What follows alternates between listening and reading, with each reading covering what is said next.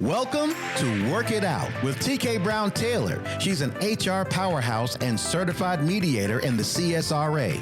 Conflict is everywhere, in our homes, our day-to-day transactions, and especially in the workplace, where good HR processes and policies can fall short.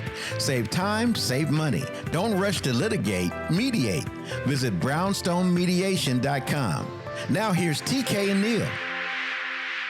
Well, we've talked a good bit about mediation services with TeKay Brown Taylor and Brownstone Mediation. How are you today? I am well. How are you, Neil? Fantastic. I'm looking forward to knowing how somebody would get started. So take us through step one.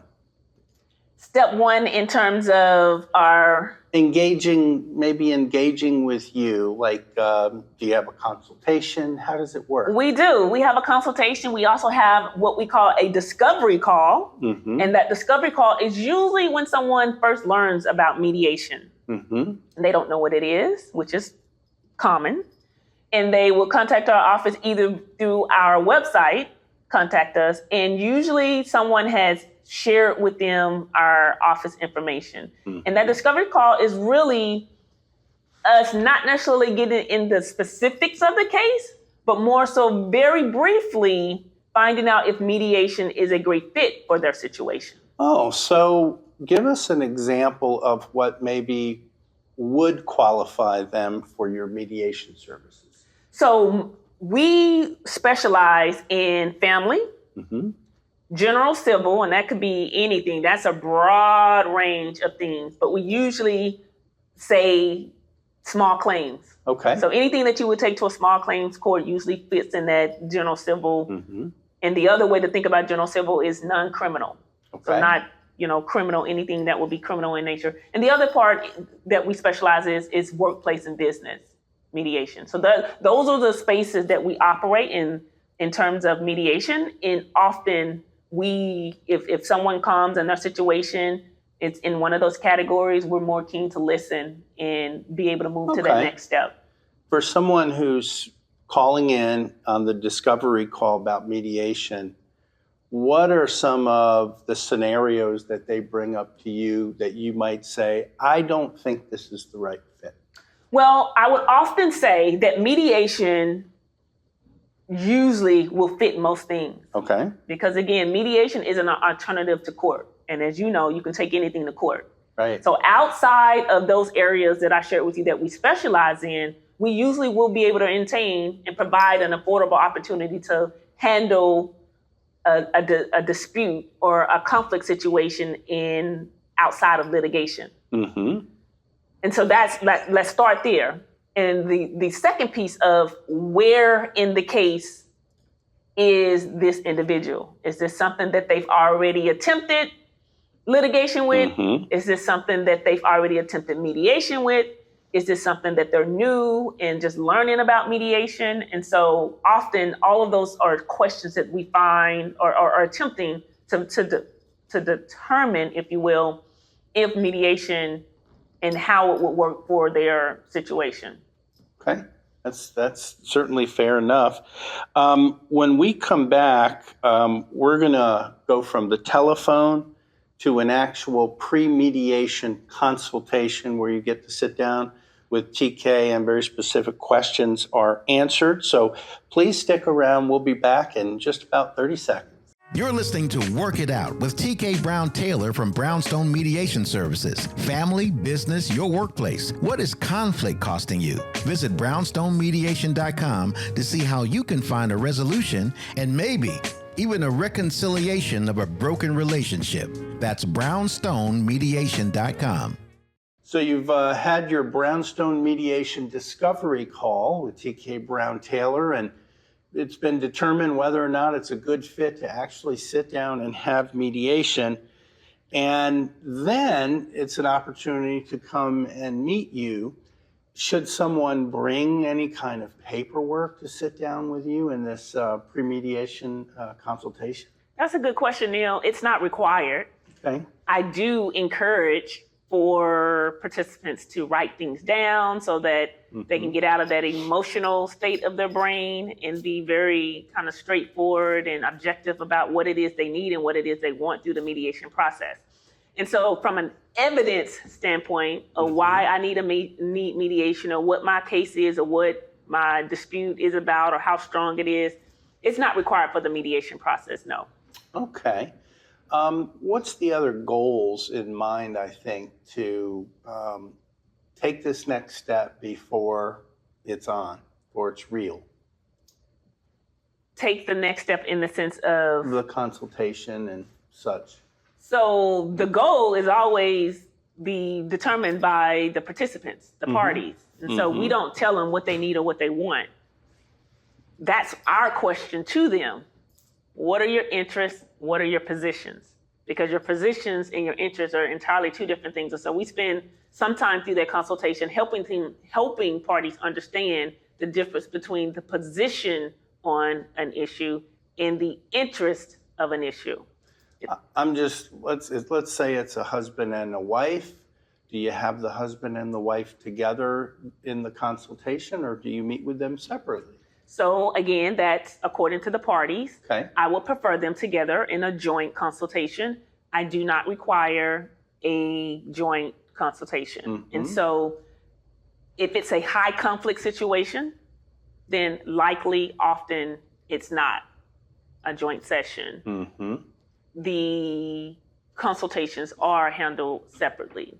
With the encouragement, because we're always rooting to have the parties in the same room. And when I'm successful in getting them in the same room, at the consultation portion of the mediation, the pre-mediation, I highlight every chance I get. You've shown through the consultation and been able to do it jointly that you can have success in the actual mediation. Because you've already had an agreement to meet together for the consultation. That's a good point. That's a step in the right direction. Step in the right direction. Are there small wins, right? Small wins, one at a time. That's right. Is there anything that triggers you during the pre-mediation consultation that might help you when you sit down for the full mediation? What are you looking for from both sides?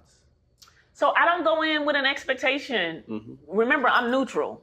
Like my whole part and role, and obviously those who mediators that work for me as well, our role is to remain neutral. Our role is to help navigate a process and help facilitate a dialogue, a conversation based on what the parties have informed us their interests are, their goal for the mediation is. So our job is strictly objective. Here's what the process looks like. Here is how the process can help you accomplish what you need in a mutual sense, if you will. And so our goal is for both parties to walk out of that mediation and feel like they both won. Okay. We're continuing with TeKay Brown Taylor, Brownstone Mediation, and brownsstonemediation.com. Any homework that you give to both sides during this pre-mediation consultation? Ooh, that's a great question. Yes. That's so funny. In the consultation, that's one of the last things I say to prospective clients. I am going to give you homework. And admit, Neil, and I say the same thing to them, is that probably 80% of clients will not do it. They will show up to the mediation, have not spent what was asked of them to do. And it's not required homework. However, it's important, and it's things that I provide to the parties that will ensure that on day one, they show up to the mediation and are able to be successful. So it lessens the amount of time that they have to spend in mediation if they do the homework.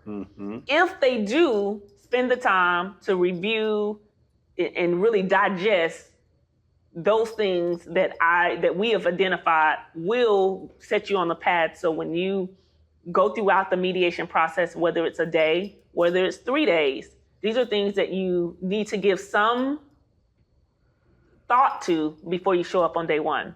But again, We don't require anything, but I am one of those you will see, and anyone can go out to just take a look at our frequently asked questions on our website. We provide a lot of information because we want you to be able to make informed decisions. Mm-hmm. And so the more information you have, the more capable you are of making an informed decision about your situation and where you want your situation and how you want it to be handled. Because at the end of the day, the mediation settlement agreement is based on what the two parties have decided and how they've decided to resolve that issue. What is a typical type of homework that you might give, or what are you minimally asking both sides to think about in between the mediation consultation and the mediation? And one of the things is to be clear on what it is you need. Another is to be clear on your goal. Think about it. When you're in high conflict and you're having a conversation, or even if you're responding to a question from the mediator, if your emotions have you wrangled, you may want things that you really don't want. Right. And think about when you've had to, if I asked you right now, who's your favorite actor? Would you be able to spit it off? Or if I asked you, what was your favorite? Sometimes you have to give it some thought. That's right. And you might say Denzel, because I would say Denzel because I thought about that, before. Yeah. But if you ask me a random question, what is my favorite country to visit? I'm gonna have to go back and think through the countries I've visited. Right. And so we give them there's a couple things that we provide, but one of the things is a questionnaire. And that questionnaire is to already get you in prefrontal cortex mode to really think logically about the things that you want. So we don't have to spend time going back and forth, having futile disagreement and argument that you've done already for 6 months, a year. We don't want to spend time doing that. It may happen, but the more you've done your homework, we can stay focused on what it is on that path. So the homework really helps us set a foundational path of what direction to ensure that the mediation continues to move in the direction that you need and you want. Okay. We have one more segment to come, which is Mediation Day. What is that like? What can you expect when we come back? We'll be right back with TeKay Brown Taylor on Let's Work It Out. You're listening to Work It Out with TeKay Brown Taylor from Brownstone Mediation Services. Family, business, your workplace. What is conflict costing you? Visit brownstonemediation.com to see how you can find a resolution and maybe even a reconciliation of a broken relationship. That's brownstonemediation.com. After the discovery call and the pre-mediation consultation, it's time for Mediation Day with certified mediator and certified HR specialist TeKay Brown Taylor. TeKay, set the scene for us, I suppose. Typically, how long might a mediation last for? Well, we have a practice in our office that we will not extend beyond 4 hours in one day. Because that becomes diminishing returns, you think? Very much so. Think about it. You sit around the table arguing, going back and forth. Your brain is taxed. You're emotional. Maybe you had to step out and cry a few times. Maybe you pounded the table a few times. That's a lot of work. It's a lot of emotional tax. And so we have a practice in my office, which I know is not the standard. It's not common, but we don't work beyond 4 hours. Okay. And that 6 mark, and sometimes where we've had to break or something, it may look like a 6-hour day when really the work has only been 4 hours. Right. And so we're very intentional because we want you to do your best work, and your best work is when you're rejuvenated, you're refreshed, and you're thinking clear. And so it's just like a hungry kid. A hungry kid can learn if they're hungry. Right. It goes back to Maslow's needs. And so a 4-hour day is what we would do. The minimum for a mediation is 2 hours. We can have some great work done in 2 hours. Do most mediations last for the one day or 4 hours, or do sometimes it can go to other days? I wouldn't say most. So it's common for a mediation to be more than multiple days. Absolutely. Yeah. I would say 2 to 3 days would really be the standard. And are there certain kinds of questions that you ask in a mediation that maybe don't come up in the pre-mediation consultation? Absolutely. In the pre-mediation consultation, it's really focused on the needs and the wants. All we're trying to do is get informed so that we can help navigate that conversation in that way. In the actual mediation, we're now interjecting the other person's information from their consultation. And so we're really navigating around two sets of needs and two sets of interests, two sets of positions. And so now we're dealing with all of those dynamics in the room and when we get to the mediation table. Wow. And where do people sit? Usually across from each other, and that's a science and an art as well. Is depending on if it's a situation where there's high conflict and there's a awareness on our part of violence and those types of behaviors. Those are also important in how we place parties in a room, and so there's certainly an art, and that's why the pre-consultation, pre-mediation consultation is so important, because we as mediators need to make sure it's a safe place in terms of physically being safe, and then certainly safe even from a psychological standpoint as well. So using again the husband and the wife as... You like to use the husband and the wife. That's conflict, I'll tell you, sometimes. Who's allowed to sit with the husband? Who's allowed to sit with the wife? Or does it just need to be the two of them? So that's another thing standard that we have that is probably not common in other practices, ADR practices, is that I strongly, again, at the end of the day, I'm allowing my clients and parties to make the final decision. We strongly encourage that it's the parties at the table, not the attorneys, not the representatives, not the support professionals. That being said, if we've determined that it's important or necessary or needed for those individuals and support professionals to be at the table, then ultimately it's the decision of the parties and their attorneys that they're representing them. But who better to talk for you than you, right? And so if you're in conflict with someone, I want to hear from you, and the other individual wants to hear from you, right? Not necessarily the attorney. And so we strongly encourage that you have access to your attorney, he or she be available to you, accessible to you. But if we can work with you directly and have you at the table across from the person that you're in conflict with, then we do our best work. And imagine our work becomes harder when we have to navigate the dynamics of 4 individuals. Right. And then 2 of those individuals being smarter than us in conflict. I see what you're saying. And we're the conflict professionals. And you're the conflict. Oh, that makes a lot of sense. Who is leading the conversation? Would it be yourself, or are there times that, again, using the husband and the wife just start negotiating? Does that ever happen? That happens often, and that's what we want. We want the parties to do most of the talking. Our job is to do most of the asking great questions. Now, that is an art. And so mediation is really about asking great questions to enlighten, inform, aware, get under the iceberg, get under the surface, expose some things, meaning in terms of I'm angry and I'm upset about this because the stuck story I've been telling myself. But really, now that I've had an opportunity to hear from Neil, I can understand a little better why Neil behaved that way, acted that way, said that thing.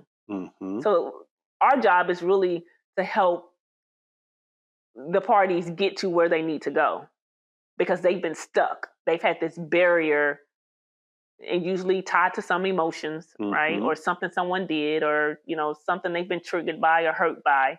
So our job is to really keep them focused on the path they need to get beyond the dispute. Right. And of course, it can be husband, wife, landlord, tenant, employer, contractors, attorney. So many different. Yes, absolutely.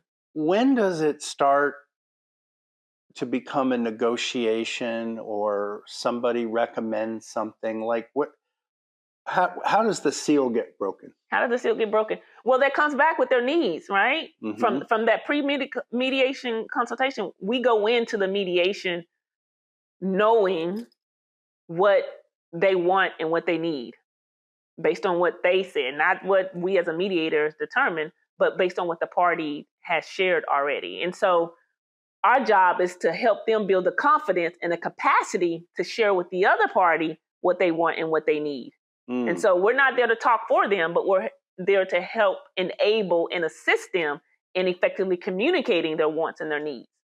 And so that's where the seal is broken. It's because I am now communicating with the assistance of an objective third party how the skilled professional says it's going to be delivered well. It's going to be received, if that makes sense. It makes perfect sense. And let's say the mediation is over. I'm assuming there isn't a decision, if you will, or a finality that at that time, right? Oftentimes, yes. That's the whole part of the mediation, is to come, and maybe not in that one session. Right. So to that degree, maybe not in that one session, but if we think about once the mediation is done, the finality is we've come to an agreement, and now the mediator is going to assist us to put it in a settlement agreement, which makes it binding. Now we've committed to it contractually. Wow. And you say binding, does it get filed with the court? It does not, and depending on what type of mediation is. So anything family related, divorce, spouse, custody, all of those things, yes, have to be taken to a courtroom, because as an attorney, as a mediator, we don't have the authority to do final divorce decrees. And so a judge, or custody or anything of that nature, a judge has to be involved in that process. But a money settlement situation. It's final right then and there. Right then. And so unless someone violates or don't hold to what they agreed to in the mediation settlement agreement, it never has to see the light of a court, a day in court. And if there's a stalemate, which occasionally happens. Impasse is what we call it. Or an impasse, and there's no common ground found, can you take a couple days and think? And can they take a couple days and think? Is there another bite of the apple? So one of the clauses that we encourage for parties to include in their mediation settlement, their MSA, mediation settlement agreement, is that they have an issue and an issue arise after the mediation, that they return to mediation and hash out those issues. And think about, mediation is a tool of using an experienced professional with conflict skills that can assist you with your conflict skills, right? And once you go through a mediation process, you learn, right? You're learning as you're doing. And so you have the experience and the tools. And so that's the other thing to think about mediation in a way, is that I'm going through this process and I'm going to walk out ideally better with some tools, with some skills of how to manage through a conversation, a discussion, a dispute, a disagreement that I wasn't able to do before entering into the mediation. Gotcha. And very lastly, so with the impasse, would that ever be a time in which you might actually make recommendations on what you think is a way for a win-win to happen? Absolutely. So we will make recommendations. We will make suggestions, because again, I may have more information that one party has shared with me in a caucus, and that's a private meeting, what we call a private meeting. And that, of course, I wouldn't disclose it unless the party is giving me the permission to disclose it. But I may have more information in that maybe if you said this, or maybe if you did this, or what do you think about if this was to happen, that the party could put on the table to allow the person that they're in dispute with to consider. And so, yes, we're all always open to making a recommendation to help the parties attain what they're looking to attain. Well, it's been fascinating learning about what happens in mediation, and the idea is to work it out Work it out, and not one is ever the same. No, again, it's so hard to meet in the middle sometimes, but it's so important. And there's more information on the other side here with the website and such, and a little more information about Brownstone Mediation. And we appreciate all that you do, and we hope that folks watching will get in touch with you. You've been listening to Work It Out with TeKay Brown Taylor from Brownstone Mediation Services. She's an HR powerhouse and certified mediator in the CSRA, specializing in conflict resolution with family, business, workplace issues, and small claims disputes. Remember, save time, save money. Don't rush to litigate, mediate. Visit brownstonemediation.com.